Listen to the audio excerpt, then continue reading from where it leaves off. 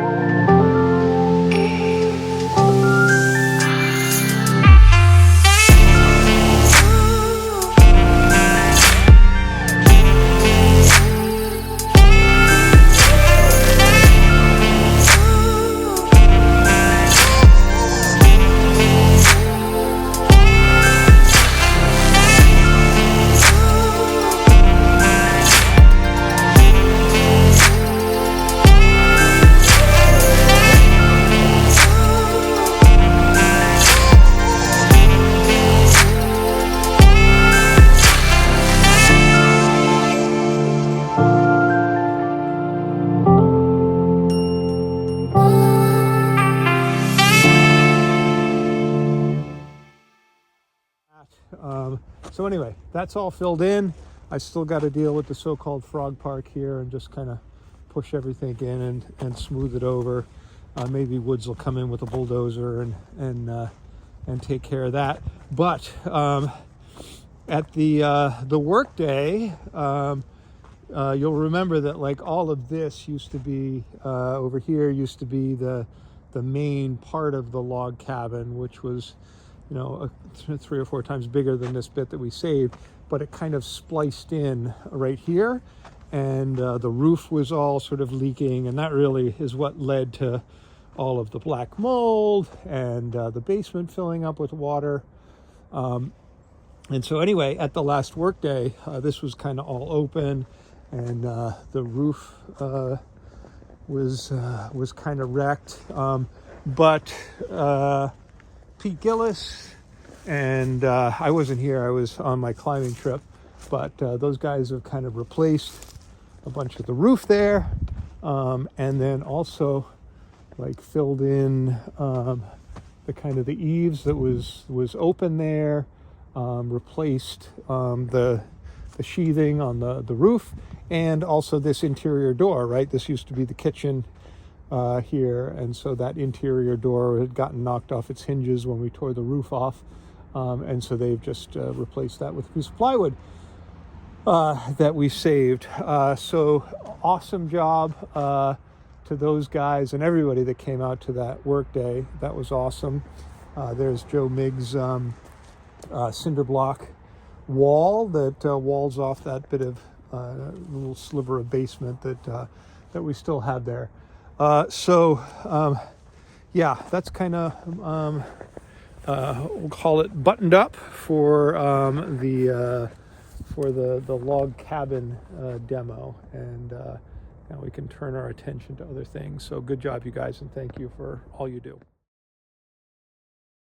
Quick note on the value engineering work that we've been doing. We've been trying, in terms of bang for the buck, reducing the development cost here The board has approved a slight reduction. So I think 15 feet or so. We're going to reduce the length of the pitch by pulling that in just slightly. That'll allow us to do a 3-to-1 grassy slope up on the north end. And then here on the far sideline, we're going to pull in a few feet as well, and that'll allow us to eliminate the retaining walls on this sideline. It's also going to help us out with the neighbors, just making sure that everything is kind of cool with them. You'll remember these big so-called line trees or boundary trees that both parties, both neighbors, have to agree when you go to take them down. And I've talked to Dick Waterhouse, our neighbor. He seems generally good with taking some of the trees down. But I think that it's really just this area here. And I know we've talked about it quite a bit. This drainage that all of that low area used to drain kind of down here and out this way. And I think if we kind of pull, this was the old retaining walls were really right there, like right up into the property line. But if we pull it back this way, we'll be able to either do a smaller retaining wall or even just a 2-to-1 riprap slope. And so I think that what's going to have to happen is a couple of these trees are going to have to come out. So the widowmaker there, I think the thing that it's leaning up against is mostly dead. That pine tree, obviously that one is dead right there. That can just come down. And then this is kind of a triple tree here with the widowmaker being one part of it. And then this other one kind of leans out over the pitch, and that's where I think the light post is going to be. So I think we're going to have to get rid of that one. Just behind it is a dead tree, but I believe that's on Dick Waterhouse's land. So we'll have to kind of talk to him about that. And then this little ash tree right here seems like it's not, maybe the ash borers maybe have gotten that one. So that'll have to come out, and then I don't know, maybe that one as well. But it seems like all of the rest of these up that way and then down that way beyond this one dead tree here should all be able to stay, which will make the backdrop for the pitch nice. Yeah, hopefully it'll ease things over with the town and with the neighbors. So that's what's going on with the value engineering.